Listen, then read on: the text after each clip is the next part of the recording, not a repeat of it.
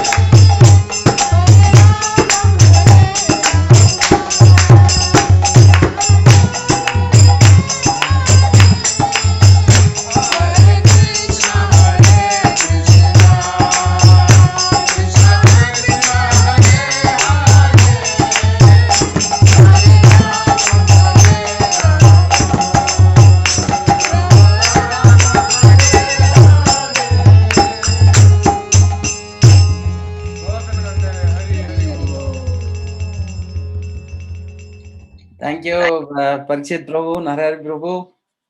Thank you for the amazing Kirtan, and we appreciate it. So, I see our special guest speaker, Radha Krishna Prabhu, also there. Hare Krishna Prabhu. Thank you. Please accept my humble obeisances. So, the program is Prabhu will up to 12:30. We have this discourse, and we'll try to wrap up the question answer by that time. But in case if it drags on for a few more minutes, that's absolutely fine. And then around 12:30, we have the local announcements for the week, and with that, we'll close the program. So with this, welcome everybody to the ISKCON Columbus Sunday Feast. And we will have Prem Sindhu Prabhu give a few words of introduction for our special guest speaker. Here, Hare Krishna Prabhu. Prem Sindhu Prabhu, please. Oh, I'm muted. Okay.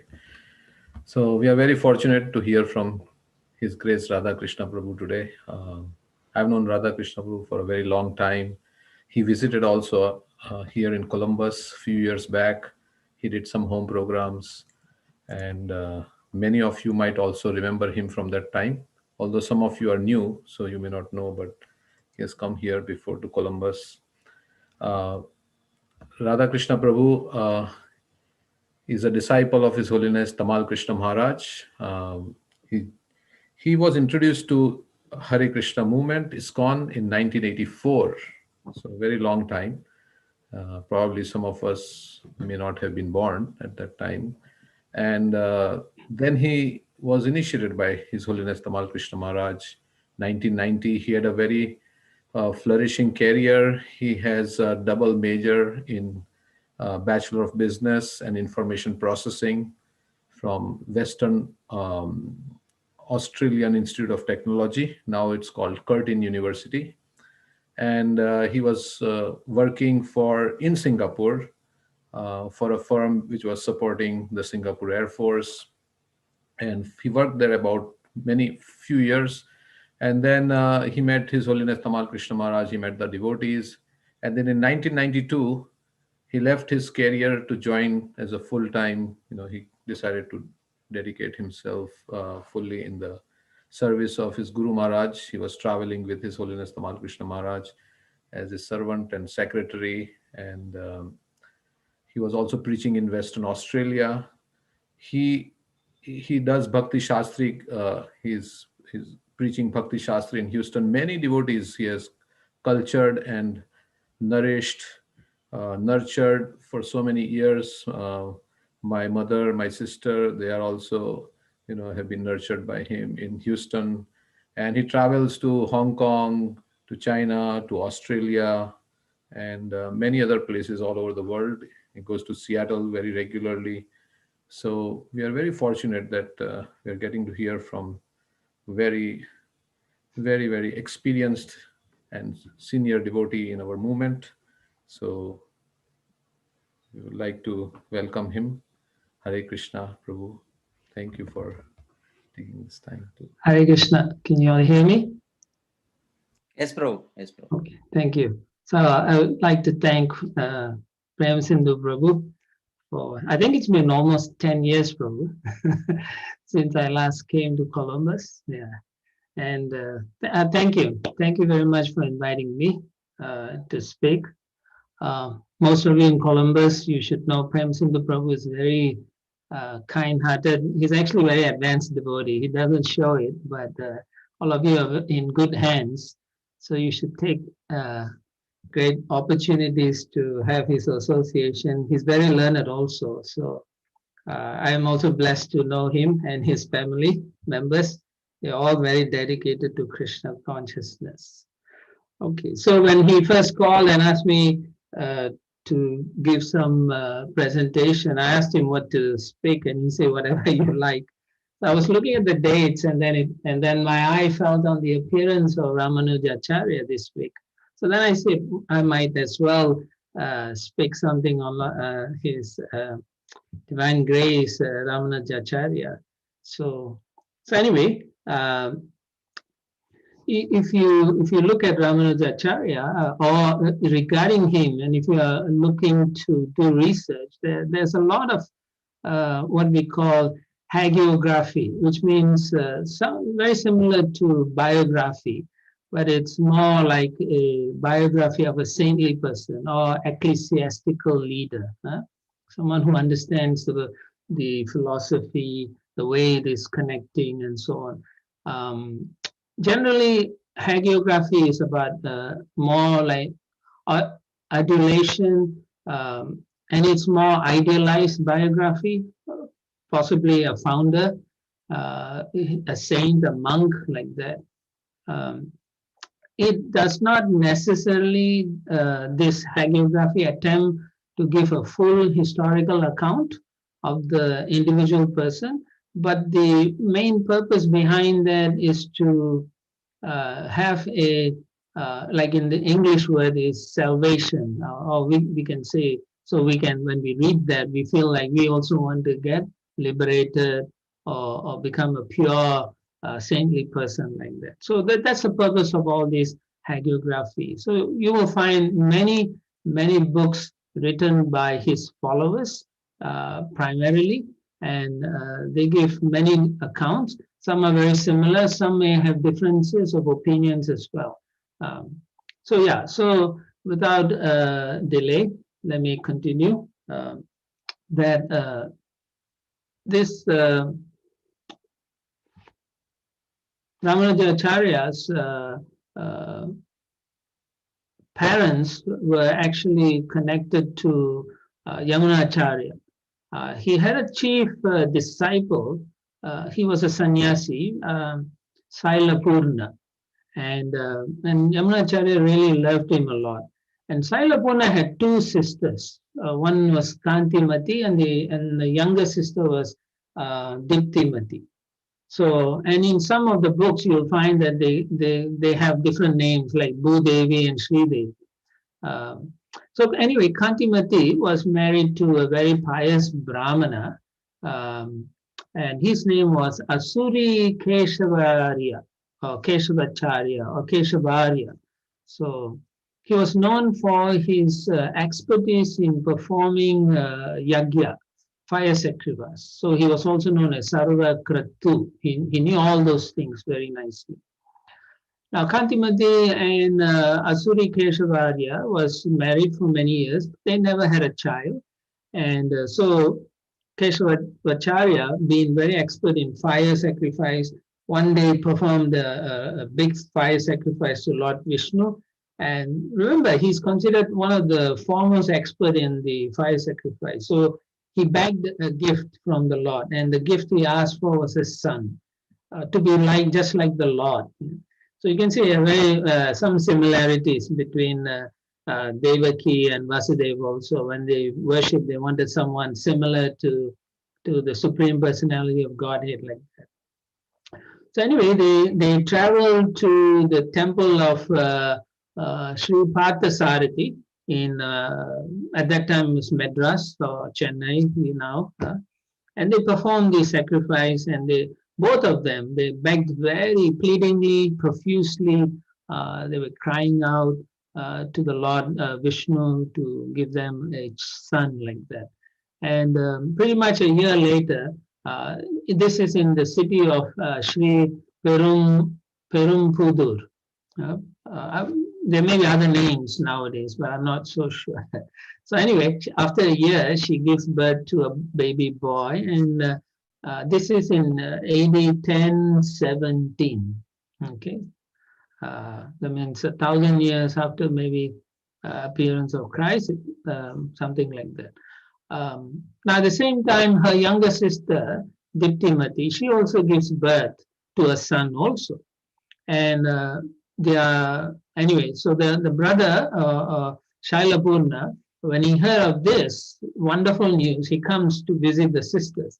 And when he saw the baby boy of Kantimati's, he was astonished because the little boy was bearing auspicious, saintly marks, and he was also very effulgent, most of our babies don't look like effulgent, so we shouldn't, think we are going to have something special. Not, some of our kids are special, but not so special like Ramanujacharya. So he was effulgent, really shining, And so when he saw that, he gave him the name, I think in South India they call it Ilaya Perumal, that means younger brother of the Lord, something like that. It's also another name for Lakshmana, the younger brother of Lord Ramachandra. Later on, his name from Ilaya Perumal changes to Ramanuja, which means one who follows Lord Ram, or the younger brother of Ram.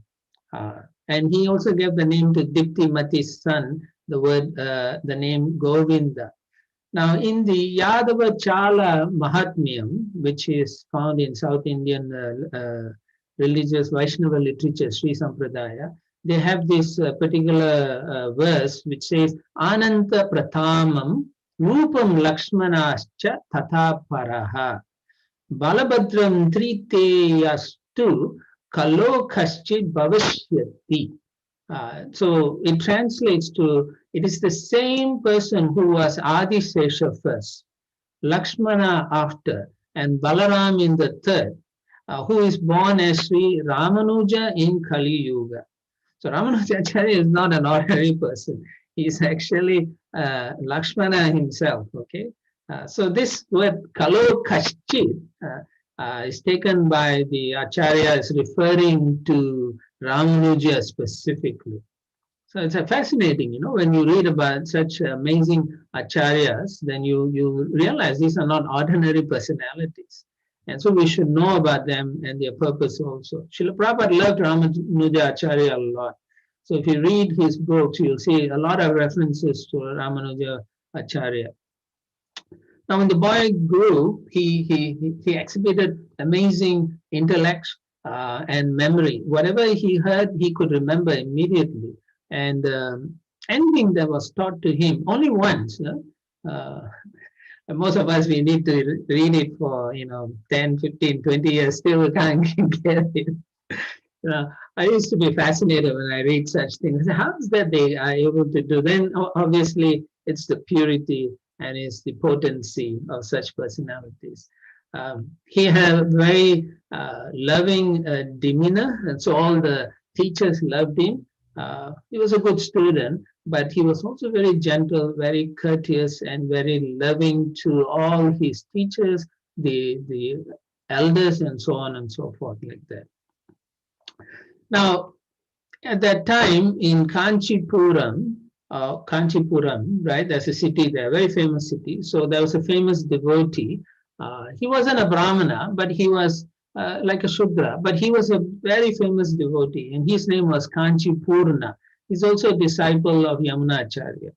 And he would daily go to Punamale, through the city of where Ramanuja resided at that time. And one time when he was traveling through this city, so in some places it says Bhutapuri, so I'm not sure if it's Punamale or there's so many different cities at that time. Things could have changed.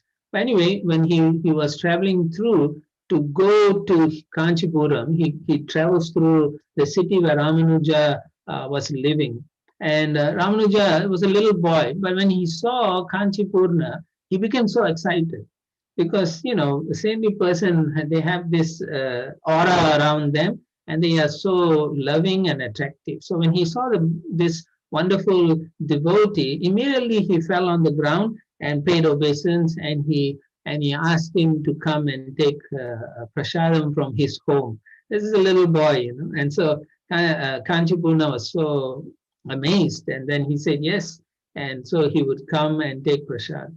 And even though Ramanuja was a Brahmana, he would, after feeding this Kanchipurna, he would then try to massage him and take care of him. But Kanchipurna would refuse on the grounds that he was a Shudra. He would say, no, don't, you are a Brahmana, you shouldn't serve a Shudra like that. But one time Ramanuja told him, now if a Brahmana can't worship a pure devotee of Krishna, then the Brahmana's position is inauspicious. regardless of who you are, whether you're a Shudra or Vaishya. So when the little boy spoke like that, Kanchipurna was so touched. He said, this is truly remarkable. This is what devotional service is all about.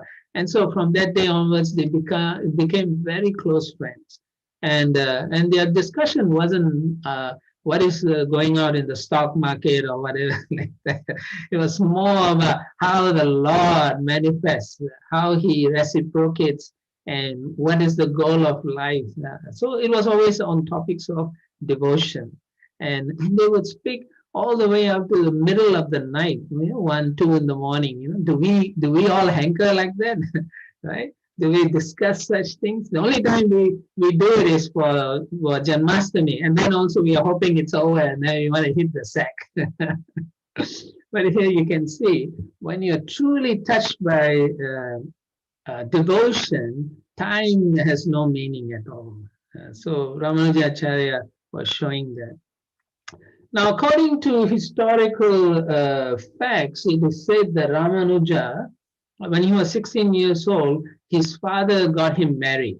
Asuri Kesavacharya got him married, and they got a beautiful young girl. I think she was only maybe 14, something like that. Raksha Ambal or Raksha Kambal, or, the name sounds something like that. And they had a big wedding celebration. And after 1 month of his marriage, Keshavacharya left his body. And obviously his mother was afflicted. And even Ramanuja felt great sorrow that his father had left him. And they were not happy in that city of Bhuttapuri. So they decided to pack, and they left to stay in Kanchipuram, like that. So then, even though he was still young, he was 16 years old, it is said that he had already mastered all the Vedas and Shastras. The local Pandits have already taught him everything. And he was very, very excellent in understanding what it meant. So when he was in Kanchipuram, he heard about a very famous Advaitic or Mayavadi scholar or Sankara scholar named Yadava Prakash. I think he's very famous. Everybody knows him. Anyway, some people say why he had to study under Mayavadi scholars. But the Sri Vaishnavas said that this was all arranged by the Supreme Lord so that Ramanujacharya can study the Sankara philosophy and then defeat it. So anyway, the pleasant nature and his very good intelligence attracted the Pandit Yadava Prakash, and he liked him as soon as he saw him, and immediately allowed him to come and study in his ashram. And so in his ashram, Yadava Prakash would only speak about Mayavad philosophy and talking about the all-pervading Brahman absolute, and that the personal Godhead Vishnu was illusory. So this is Mayavad philosophy. Everything is illusion. Brahmamani, Brahma Satyam, Jagat Mityam. Everything is illusion. So this pained the little boy. Just imagine, when we go to school, we don't even argue with teachers. Whatever the teachers say, yes, yes, ma'am. We just write it down. But he could not stand it. He felt a lot of pain. And out of respect for Guru, right, so much respect to Yadava Prakash, he would not point out the defects of the teachings. But this continued for a while, and then he just could not tolerate it. So it happened one day when Yadava Prakash sent everyone for lunch, and because he liked Ramanuja a lot, and the boy was so nice and so wonderful, he called him and said, "You massage me, while the boys are out, come and give me some massage." And so Ramanuja was massaging him with oil very nicely. So while the service was going on, one of the students returned from his lunch, and he wanted to inquire further about the Chandogya Upanishad. That was a passage they were discussing in the morning. And so he wanted to know, this is a very famous verse, is Kapya Sampundarikam Evam Akshini. This is the verse which they were discussing, and it's very famous. So the boy asked that what does it mean? I really want to know what it means. You explained it in the morning, but I'm not sure. So please explain. So then Yadava Prakash said, Kapyasam. So he translated in Kapyasam as asana, kapi. So he said kapi is the monkey and asana is the back of the monkey or the rear end of the monkey. So then he said, this is what it means. The passage means that the Supreme Lord has akshana, eyes, akshini, eyes is red like the lotus, but is compared to the monkey's rear. So he says the Lord has eyes as red as the rear of a monkey's back. So when Ramanuja heard this, he was thinking such a horrible explanation, such a terrible, and he could not stop it. So he felt so much grief in his heart. He started crying.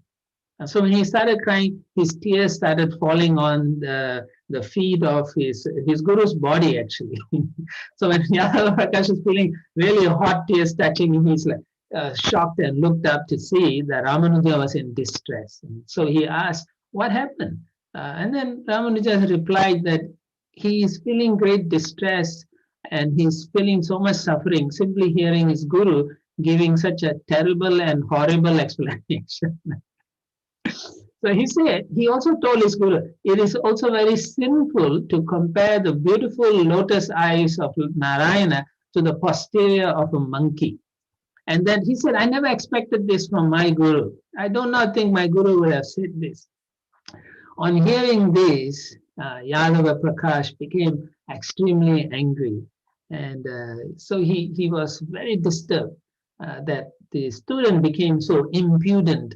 And he's now proclaiming to be better than the guru, So he challenged Ramanuja.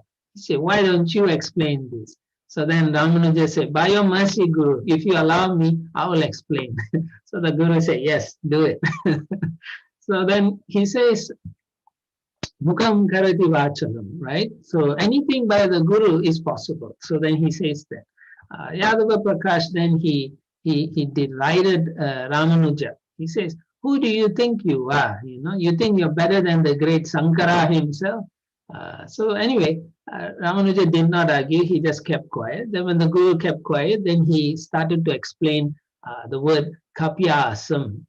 So he said you can break the word kapyasam into ka and pi, which means kam jalam pibati, which means that which drinks up water in the sun, or that which can pull the water up, or in the sun also. So it indicates the sun. So the word asam also means to blossom. So the whole word kapi asam could be understood to mean that which blossoms under the sun, or in other words, it only refers to the lotus flower. So amazingly, Ramanuja is a little boy, I mean, not boy. Okay, now he's 16 years old. So you can understand that the mantra of the Upanishad, he told his guru, means that the Lord has beautiful eyes like the lotus flower. So when Yadava Prakash heard that, he was surprised. He was astonished. He looked at Ramanuja and then he was thinking to himself, this is such a clever explanation. And then he said, this boy knows how to explain it in devotion. So that was his conclusion. This boy is able to be a person who has devotion. Otherwise, they will not deliver it as a personal realization, as a personality, because he's saying the eyes of the Lord. So then he placed it in his mind. This boy is a person who believes in dualism. He's not a Sankarite like I am. So he also realized perfection of life in dualism is worship of Lord Narayana, Lord Vishnu, without any personal desire, right? And right, Anya Vilasita Sunyam Jnana Karmana, all of you know that, where the perfection is to worship without desire. So then he said they are not thinking of desiring of oneness like we do, Mayavadis. So he was thinking this is directly opposed to my my teachings and my liking. So then from that day, from that moment, his opinion of Ramanuja diminished and his affection for Ramanuja started to deteriorate. He didn't want to really have that affectionate relationship anymore. Just imagine, just for philosophical reasons, he hates someone who's such a wonderful person. So we should be careful in our dealings with people we preach to. They may not accept our philosophy, but they may have other good qualities that could be used in the service of Krishna indirectly. So we should be very aware of that. So anyway, this was the first conflict, and more conflicts started after that because Ramanuja objected mostly, and it started getting worse. And then another time, Yadava Prakash said that the Supreme Lord is truth, knowledge, and infinity, right? What is that? Satyam Jnana Brahman, something like that. So Ramanuja objected, saying that it means that the Lord possesses, he is not truth, knowledge, or infinity, but he possesses truth. He possesses knowledge, and he has infinity in him also. And which means his existence is beyond the material attributes. So then, again, Yadav Prakash did not like it. He chastised him in front of the students and tell him to keep quiet. But Ramanujan is so devoted to Narayana, and whenever he heard misleading Muni's interpretation, he just couldn't tolerate. He would challenge his guru. So in the beginning, Yadava Prakash would make light incidences. Oh yeah, he's just talking. Don't worry, everybody, don't listen to him. But then slowly he became fearful. Right? When you are in ignorance, you become fearful. When you have proper knowledge, what is there to fear? Right? So Mayavadi philosophy makes one become ignorant actually of the position of the Supreme Lord. So he from fear, he became envious, and envious then turned to hatred towards the little boy. And he felt it very strongly in his heart. And so he would think this boy is opposing all the Sankara philosophy, and I have to protect this philosophy. I don't, I have to do something about it. If I cannot do anything, defeat this boy, then I will kill this boy. Just imagine the guru, right? How would all of us feel if our guru is thinking of killing us? It's devastating, right? So anyway, Ramanuja doesn't know that, but the guru is thinking, I'm going to kill this guy. And all for the philosophical differences. Just imagine, just a simple thing, philosophical differences, and they want to kill. So therefore, the Yadava Prakash became envious. Envious of what? The boy's purity. Envious of what? The boy's intellect. He didn't have that. He didn't know how to explain the verses properly. So he devised a plan. He called all the students one day and he spoke to them about monism is being challenged by this Ramanuja's false doctrine of dualism and devotion to Lord Vishnu. Some of the students said that the guru should simply stop him from coming to the ashram. And then others said, well, he may open his own school and then he will be spreading false propaganda. So they say, God forbid it. So Ramanuja, while still with Yadava Prakash, at that time, it's interesting, even though 16, 17 years at that time, he had already written a commentary on this particular discussion, Satyam Jnanam Anandam Brahma.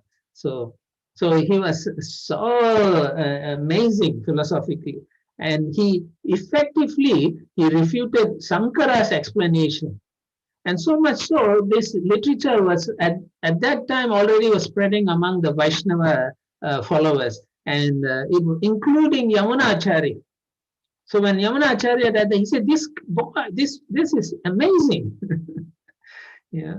Now prior to that. Prior to Ramanuja's advent, not many discussions were made to defeat Mayavad philosophies, like Ramanuja would do. So very openly and very strongly defeat completely. Ramanuja was like that. So in the, I think it's in Chaitanya Charitamrita, Srila Prabhupada mentioned sometimes that generally we refer to people who know the Vedas as Vedantis, philosophers, But for Mayavadis, the Vaishnavas say they are Vedantis. V means without, Danti means teeth. So the whole Sankara philosophy, which is supposed to be the teeth of the Mayavadi philosophy, are always broken by the strong arguments by such great acharyas, especially Ramanujacharya. Prabhupada says that, and Madhvacharya, who comes after Ramanuja. They break the teeth of the Mayavadi philosophy. So they are not Vedantis, they are Vedantis. They have no teeth at all. I thought that was funny. So anyway, after discussing for some time, this group of guru and students, they all came to an agreement that Ramanuja must be killed. So just imagine, even the students are thinking like that. It's a sad situation. This is terrible actually. And this is like, how many, almost 1,000 years ago, this incident happened. And even then, such, things are going on. People want to kill, cheating, lying, and they are supposed to be much more advanced than most of us in terms of culture. But then look at the mentality. They are willing to kill someone. Of course, in the name of religion, so much atrocities have been done in history. So we can kind of understand this desire to kill Ramanuja. So they decided that they will go on a pilgrimage to Ganga to take a bath. And on the way to Ganga, they will kill the boy first. And then after killing, they can take bath in Ganga to wash the sin of killing a Brahmana. Now, this is what they are discussing. Just see, to do the most abominable action they are willing to do, and then they go and take a bath to get purified. Now remember, we can't do that, right? You cannot commit sin on the strength of the holy name. So similarly, you cannot commit sin simply and then go and take bath in Ganga. And no effect, actually. So this is false premise. Just because you know your philosophy doesn't mean you know how to apply it properly. So we should be very careful. So anyway, the students came to Ramanuja and said, come, let's go to Ganga, the pilgrimage. So he became excited and he told his mom and his, that he wants to go. And when his cousin, who's also in the same school, Govinda, he also wanted to go with his cousin brother Ramanuja. So together they decided to go. The mothers were not happy, but anyway, they gave their permission, and so they started off. In those days, there's no train station or anything. You have to walk. So it takes like 3 months to go to Ganga from where they were staying, and then to come back another 3 months. Just walking. So that, which is another reason why the mothers were very unhappy or very hesitant. So while they were walking, they came to the Vindhya Hills. If you read Ramayana, the Vindhya Hills, right? So at that time, Yadava Prakash decided and told the boys, yeah, we'll kill him here. So let's prepare to kill him, So while they were discussing the final plans, they didn't know that Govinda was there listening to them. If they had known, they wouldn't have discussed. So anyway, Govinda heard them about wanting to kill and the plan they were going to do. So when he got a chance, he quickly ran to Ramanuja and explained what was going to happen. The guru, as well as the students, have decided to kill him. So Ramanuja was so disappointed, and he was feeling so much anxiety. And so when he understood he cannot remain there, he ran into the forest close by. So Yadava Prakash and the students then realized that Ramanuja wasn't around. So he sent some of the students to follow into the forest to see if they can find where Ramanuja was. But it was some time before they realized it. And they tried to look for him. They shouted for Ramanuja, but they couldn't find him. And so they all concluded that the boy must have met with his death with some wild animals. And then well, guess what? They were all very excited and say, well, this is good fortune. We don't have to kill. Somehow or other, the providence has given us the wonderful opportunity where Ramanuja is now no more a problem or a thorn in our lives. So they became so delighted. But externally, they were all like crying and showing because Govinda was there. and Yadava Prakash then speak to Govinda. Anyway, interestingly, even though Ramanuja at that time was what, 16, about 18, 17, 18 years old, he was very afraid when he heard that they were going to kill him. But he decided to pray to Narayana for help. This is one of the things, we don't normally, as devotees, approach Supreme Godhead for anything in our lives. We just want to serve.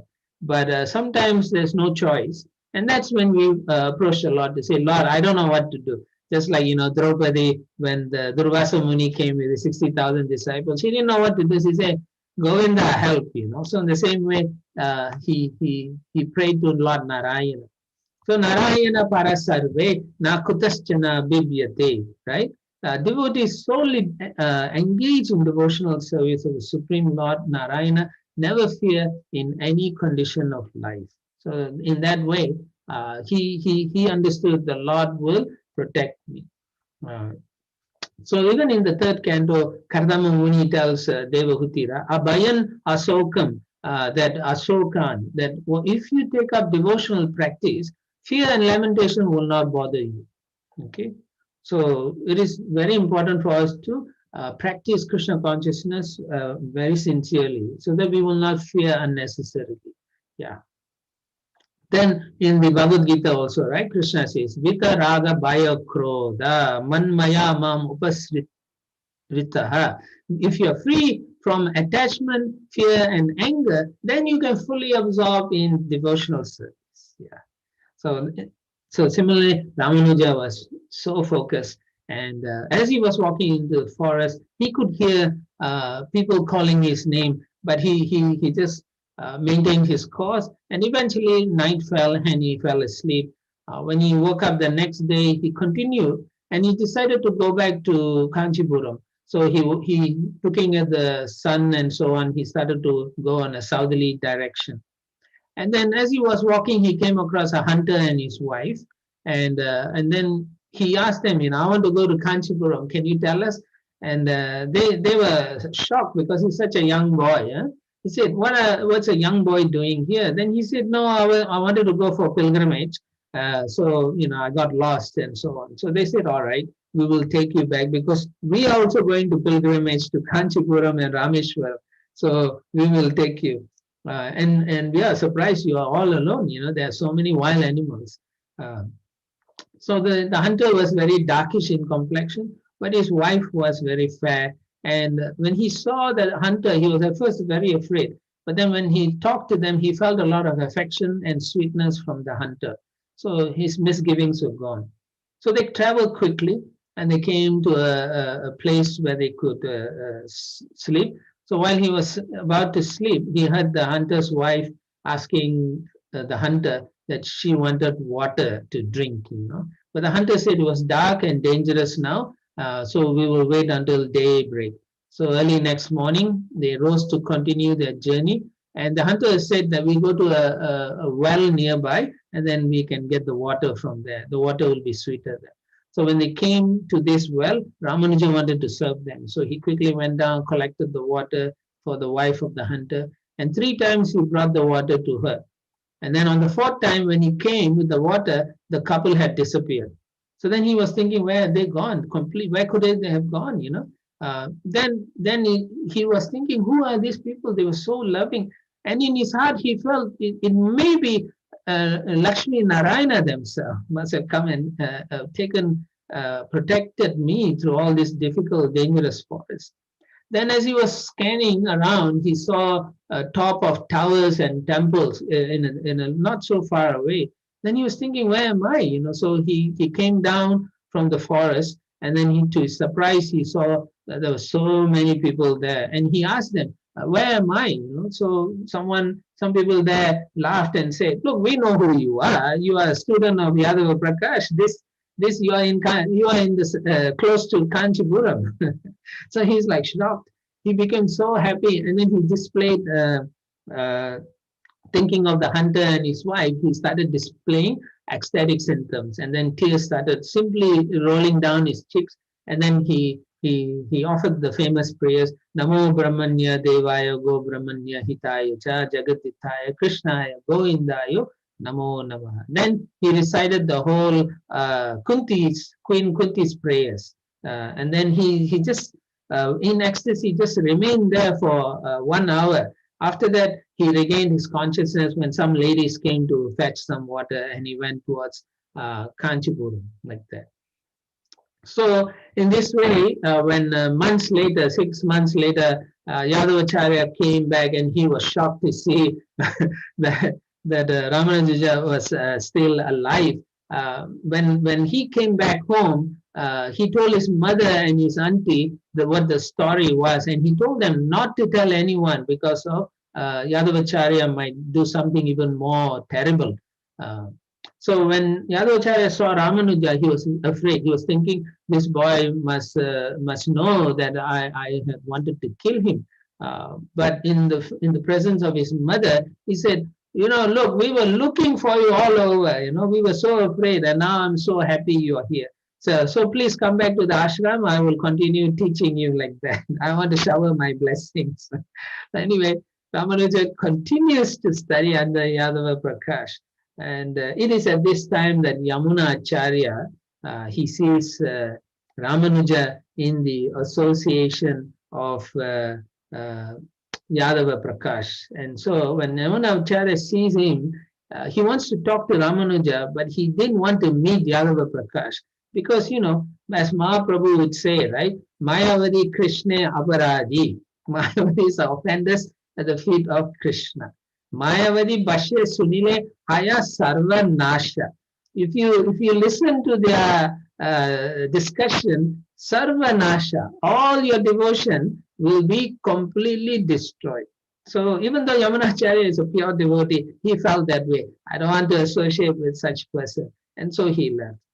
So later on, I'll tell you one pastime, that while he was studying under Yadava Prakash, it so happened that there was a princess, there's a king in Kanchipuram also, and his daughter was possessed by a Brahma Rakshasa ghost.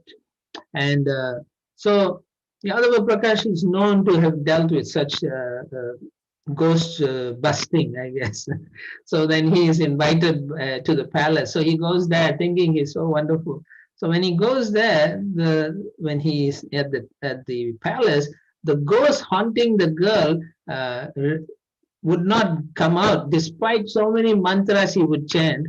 And in fact, the ghost would laugh at Yadava Prakash, laugh with hideous sounds, And then one time, the ghost called out, Yadava Prakash, of what use are all your mantras? You are just wasting your time. Go back home, But then he will continue. Yadava will continue with so many different exorcism to get the evil spirit, but nothing will happen. Then finally, the Brahma Rakshasa spoke again. Why do you waste your strength in me? Your power is very inferior to mine. The only way you'll be able to force me to leave the body of this beautiful princess is by bringing here your youngest disciple, the devoted Ramanuja. His purity is the only force that can overcome my potency. So the ghost tells him like that. So then the king tells Yadava Prakash, why are you waiting? Bring your disciple. So then Yadava Prakash very reluctantly calls Ramanuja to the palace. And so he comes, the young man comes. When he arrived there and he heard all the situation, so he directly spoke to the ghost in the young girl's body. And he said, for what reason are you not leaving the body of the princess? So then amazingly, the Brahma Rakshasa, he said, I will leave this body. This is very amazing. He says, I will leave this body if you kindly place your lotus feet on my head. Because you have such purity and devotion that even an evil person like me can get out of this cycle of birth and death, So Ramanuja was shocked, but then he asked his guru, shall I do that, So of course the guru in front of the king can't say anything. So reluctantly he gave permission. And Ramanuja placed both his feet on the girl's head, saying, now leave this place at once and show me that you have left. Show some sign so we know the truth that you have departed. Then the ghost said, look now, I'm leaving this beautiful body. And as a sign, I will break the branch of the nearest banyan tree. So after a while, the branch of the banyan tree cracks and falls on the ground. And the princess just wakes up. And she's like, what am I doing here? What happened? So then her maidservant, the king, the queen, everyone is like, oh, my daughter, the usual ruckus will happen. So the king of Kanchi was so happy with the complete recovery of his daughter that he came to Ramanuja and he fell on the feet and started worshipping Ramanuja. And from that day on, everybody knew about Ramanuja, and his fame spread throughout the entire Chola kingdom. Chola, yeah, he's king of Chola. And then his name was on everybody's lips. Everybody's talking about Ramanuja. Yadava Prakash cannot take it. He was not happy at all. He always would minimize whatever Ramanuja would do. Now everybody knows Ramanuja, and he felt that Ramanuja is now going to defeat him completely. So, and then he was also thinking, I don't want this boy to be successful because his intense devotion to Lord Vishnu will completely destroy the doctrines of the monastic philosophy. So after this incident, a few weeks later, Yadava Prakash, he was lecturing on the mantra, Sarvam Kalau Idam Brahma. Everything is Brahman, and Neha Nanasti Kinchana. There is nothing else in the world. So he started presenting that, and again, Ramanuja could not accept this.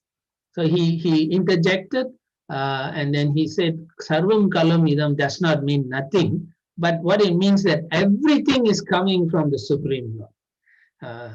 So he maintains his own separate identity, although everything is indeed part of his expanded energy. It does not mean that the universe is Brahman, but that it is pervaded by Brahman. From Brahman, the universe comes. From the universe, it is sustained by Brahman, and the Brahman then enters into it. And then there's a similar verse in the third canto.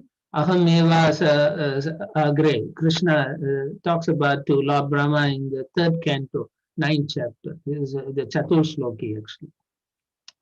And the same way, the universe, although existing within Brahman, is different from Brahman. Just as a fish can never be water, so the universe can never be Brahman like that. So when he speaks like that, and when Yadava Prakash hears this wonderful explanation, he cannot stand anymore. He gets so angry with Rama. Say, get out from here. I don't want to see you anymore. Do not ever come back. So Ramanuja said, thank you, my Guru. As you wish, I will never return. So he left like that.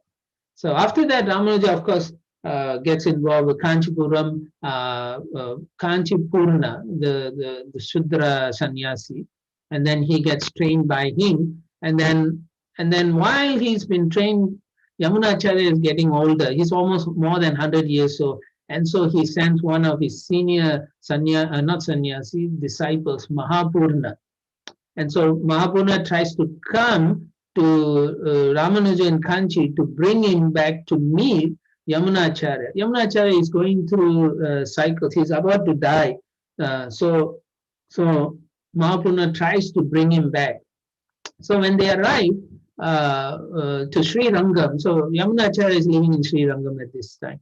So they bring, Mahapurna brings Ramanujacharya from Kanchipuram and then brings him to Sri Rangam. So when they are coming, they see so big crowd and there's so many people. And then when they ask what had happened, they just found out that just recently, Yamunacharya had just left his body.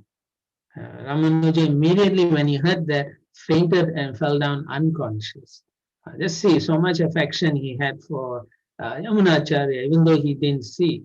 So later on, they sprinkled some water and brought him to the body of the Acharya. And then they asked, he saw the body, and when he saw 3 fingers. I'm not sure which 3 fingers, but at least 3 fingers were clenched. So then he asked the disciples, was the Acharya's hand always like this?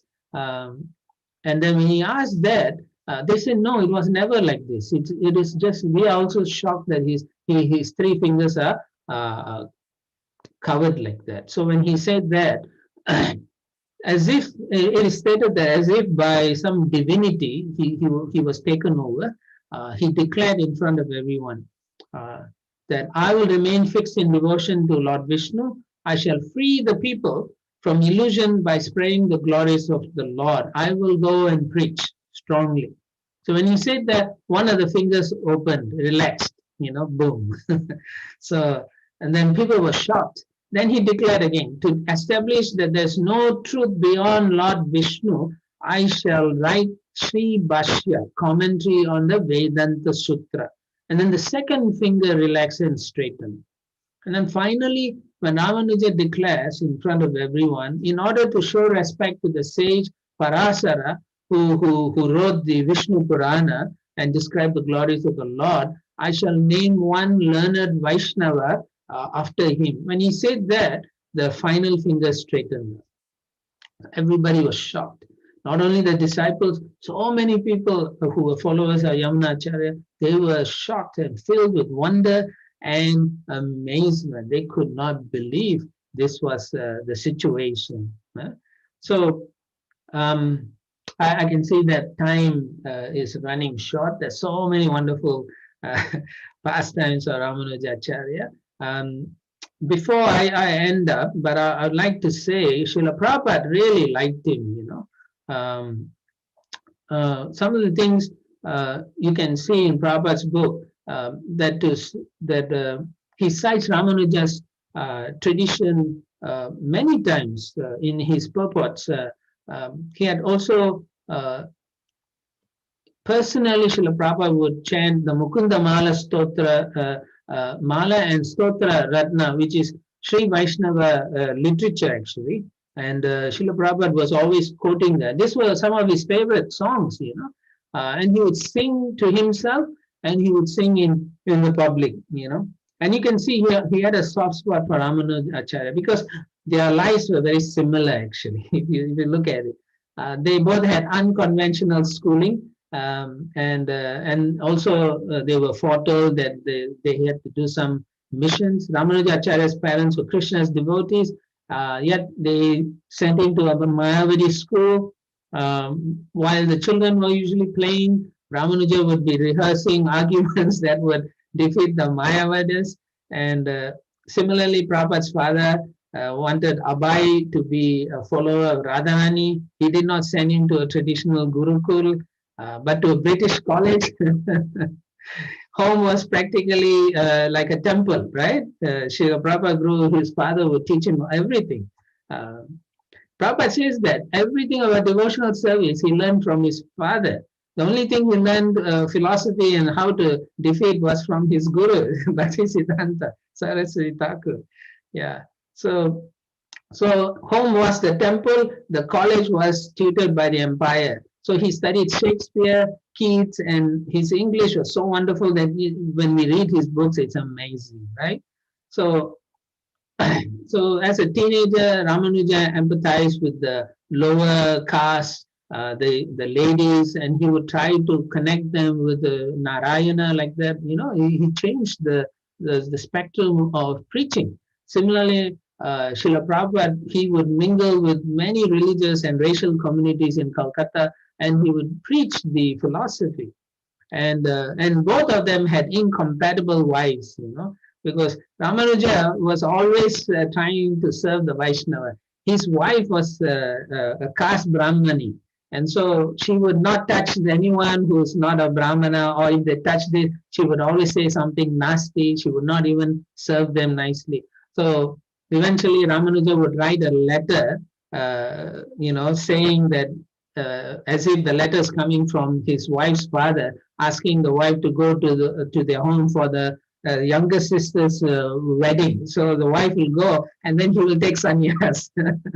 So in the same way, we find Srila Prabhupada also, his wife wasn't into preaching Krishna consciousness. Rather, she had tea and biscuits. So one day she saw his Bhagavatam set and bought some biscuits and tea.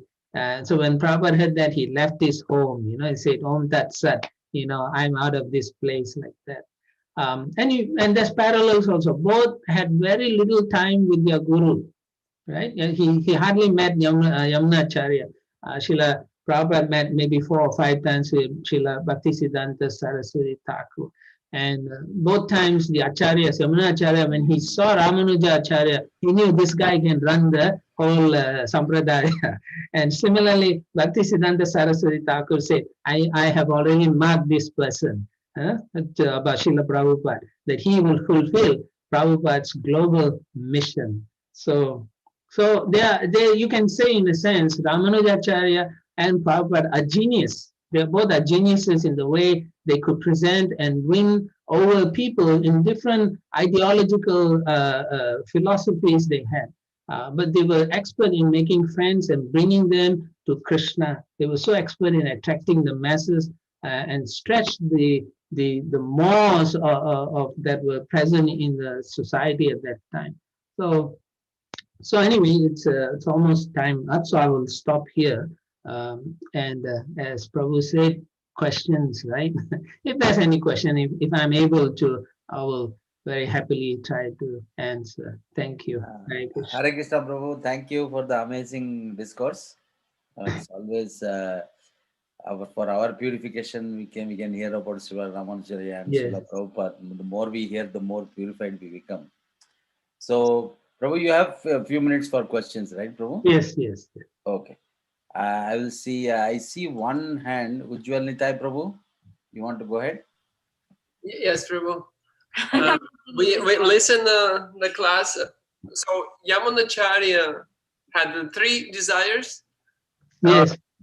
Fulfilled, and one was to name the disciple, learning disciple. What was the name? Parasara.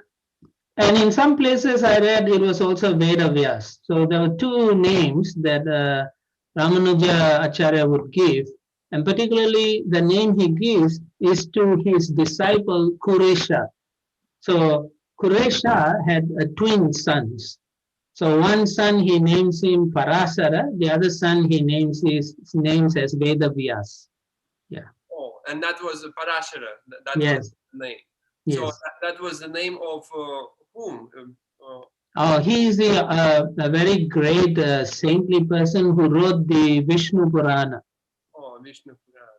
Yeah, Parasara Muni. He describes the opulence of the Supreme Personality of Godhead.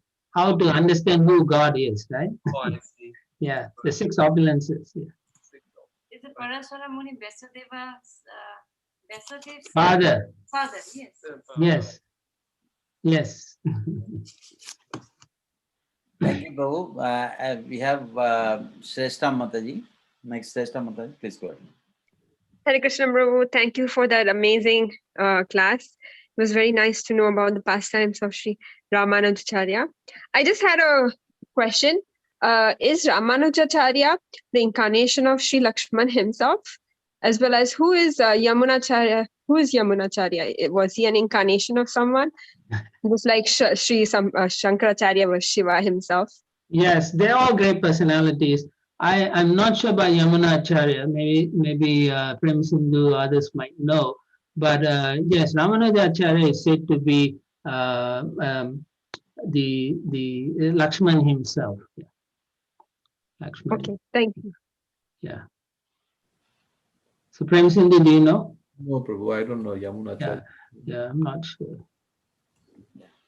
So one thing we know, Prabhu, in 10 days, Ram Navami is coming up. So that is. Yeah. Well, on Friday is the appearance of Ramanujacharya. So you all can discuss further on your own and relish and understand how Srila Prabhupada always used his arguments in many of the discussions in our purports, actually. Yeah. For Yamunacharya, the details was mentioned in Sri Sankirtana. He was a Brahmin turned into a king, past, and then eventually his grandfather, Nathamuni, brought him back to Vaishnava cult. And then Yeah. But I think she wanted to know in the spiritual context, what's his position in the spiritual? Yeah. Since he is the guru of Ramanujacharya, I was thinking maybe there's a spiritual context. That's always, yes. It's just that we may have missed it. And sometimes it's not openly discussed, So, but it's there. If you ask around, some of the people would tell you that, Yeah. Thank But you. yeah, there's something I can also on my own research, and if I find out, I'll text Prema Sindhu. Yeah.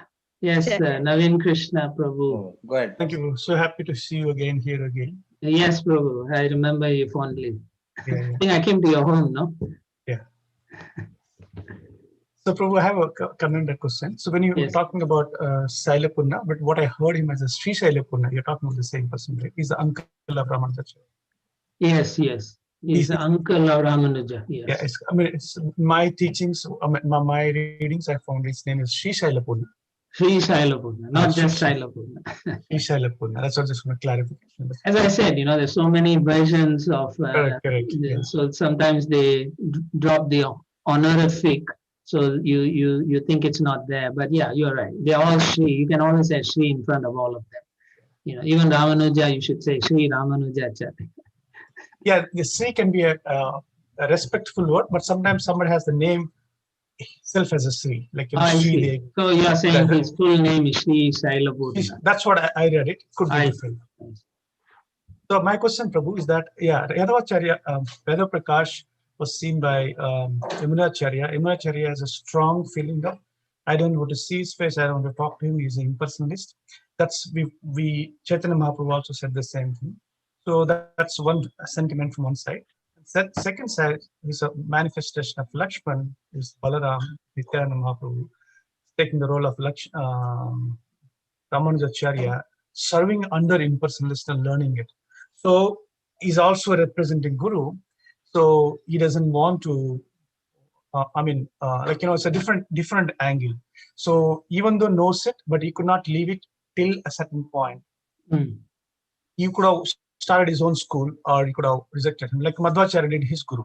Madhvacharya actually is a little bit straightforward. So Ramanujacharya was a little bit not so strong and heavy on his Guru. So we also worship him. We also accept that. So now both that doesn't match now. So now it is said that Ramanujacharya was very compassionate. Yeah. Supremely compassionate. He could never turn away anybody, and in fact, people who tried to even kill him.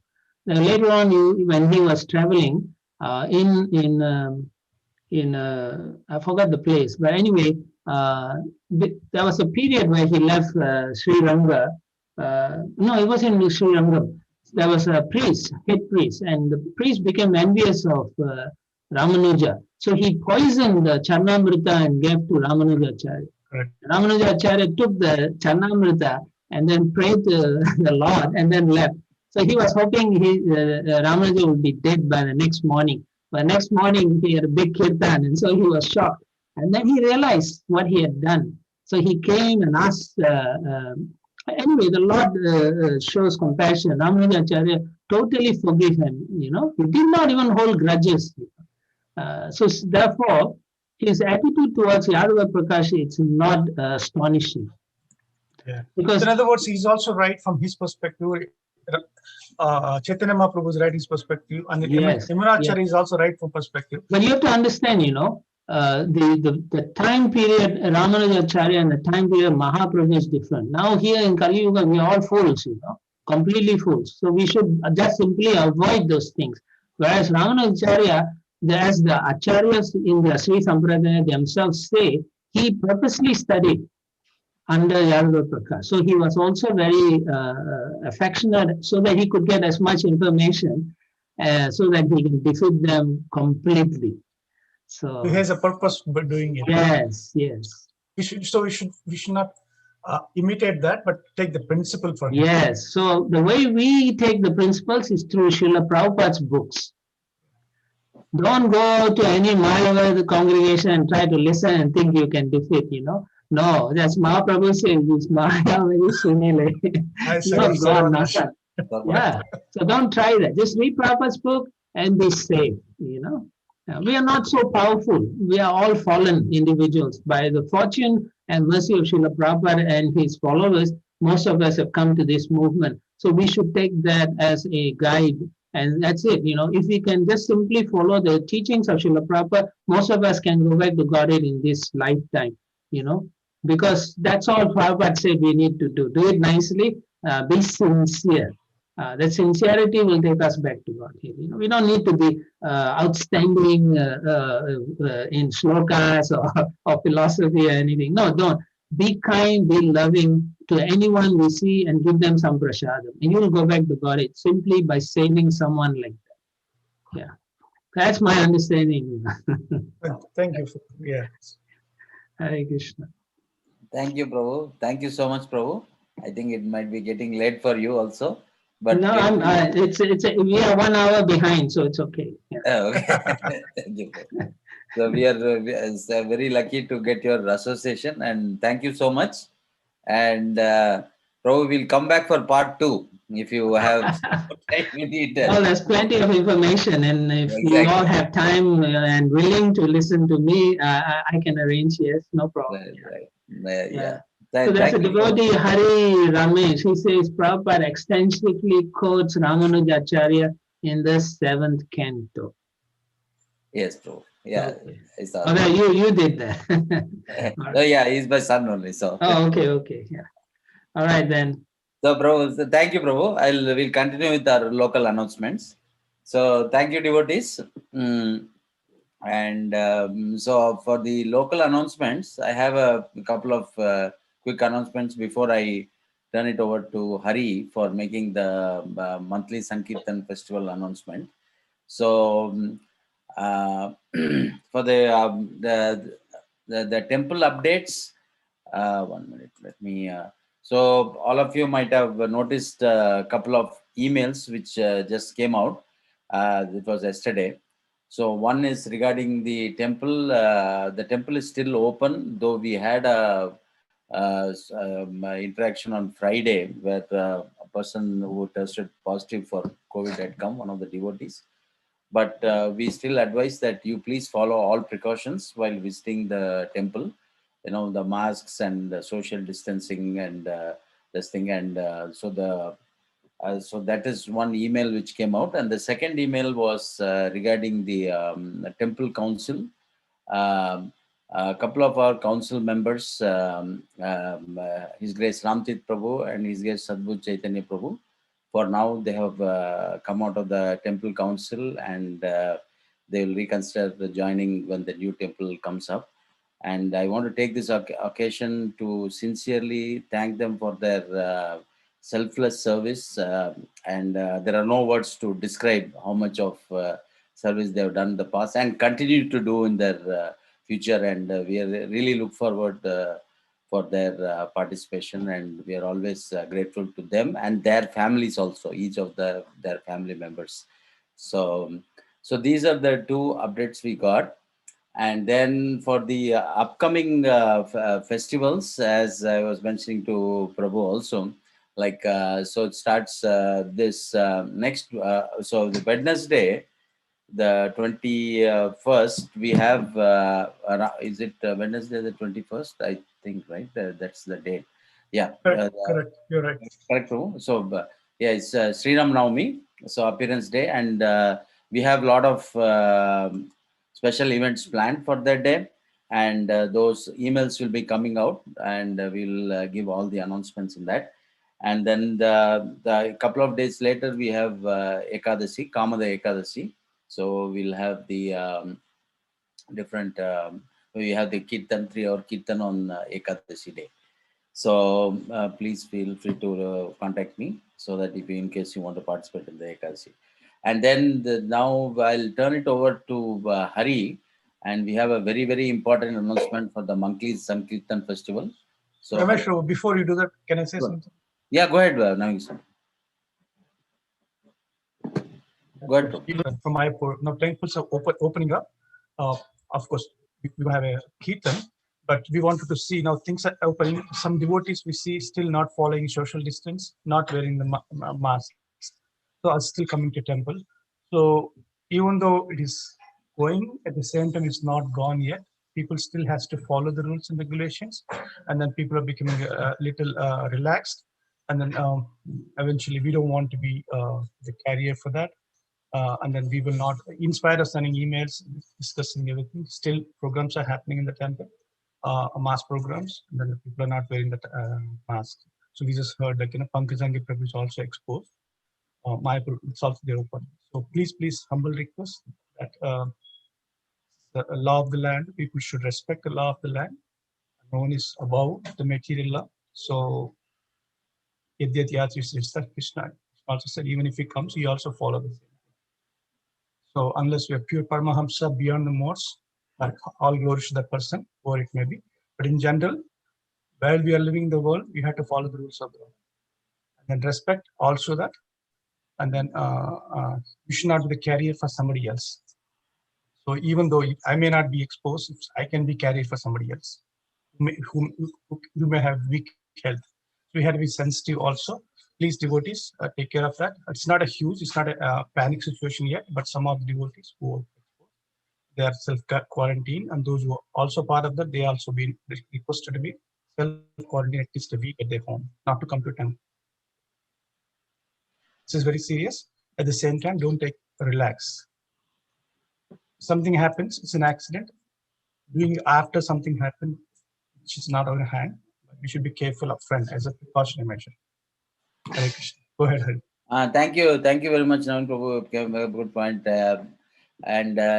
Devotees, yes, please, who are visiting the temple, please follow all guidelines, and in the notice board we have the clear-cut procedure, and actually we have a YouTube video also where we have clearly presented what is expected of you when you are visiting the temple for darshan. So everything is laid out.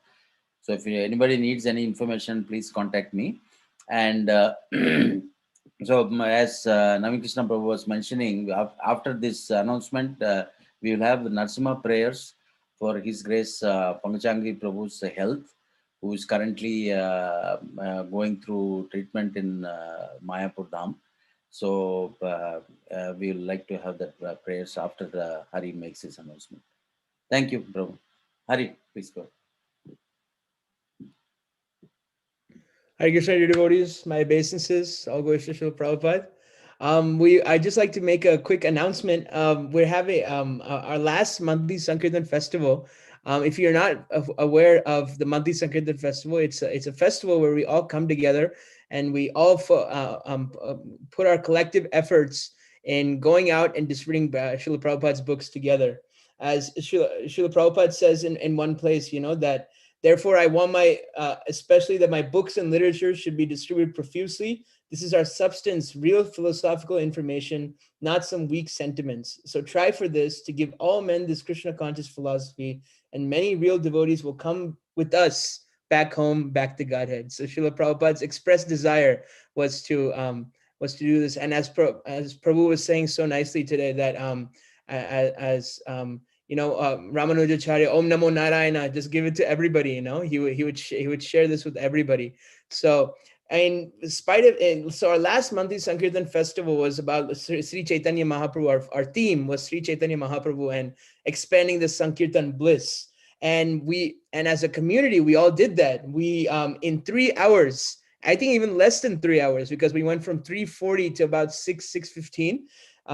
We distributed 145 books and collected over $145 worth, $965 of Lakshmi for it to be used in Srila Prabhupada's service. So that was such a great effort, and we wrote a big email about all the stuff about that. So our monthly Sankirtan festival for this week, this month is.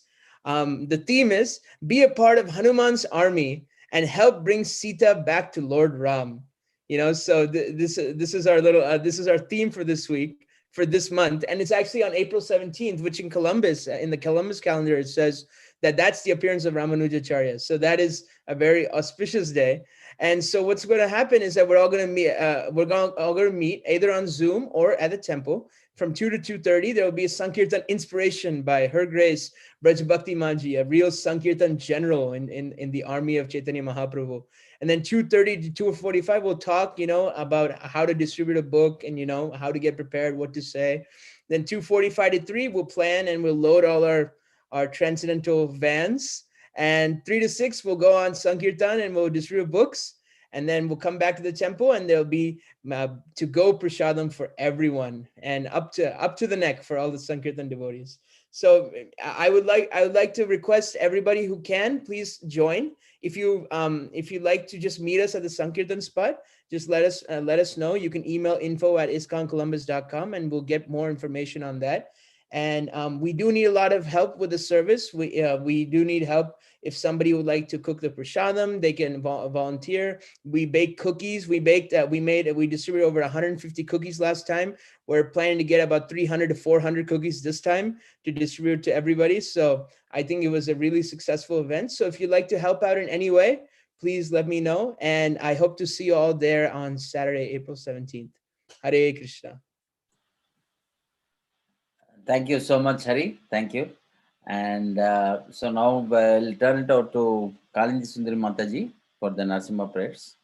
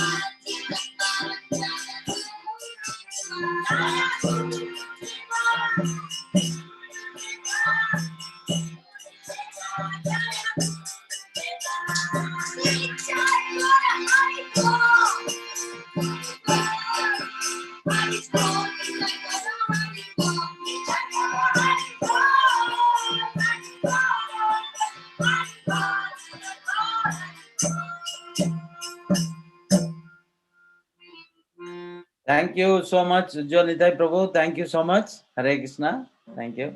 Thank you for leading and thank you. And with this, we will pause the Sunday feast program. If any last minute announcements anybody wants to say. But once again, thank you so much, Radha Krishna Prabhu, for giving your valuable association and let us know about Sripad Ramanujacharya. Thank you. Thank you. We'll close with the Vaishnav pronouns. Vancha kalpatarubhyascha kripa sindhubhyayevacha paditanam bhavanebhyo vaishnavebhyo namo namaha. Ananta Koti Vaishnav Brindaki Jai. Hare Krishna.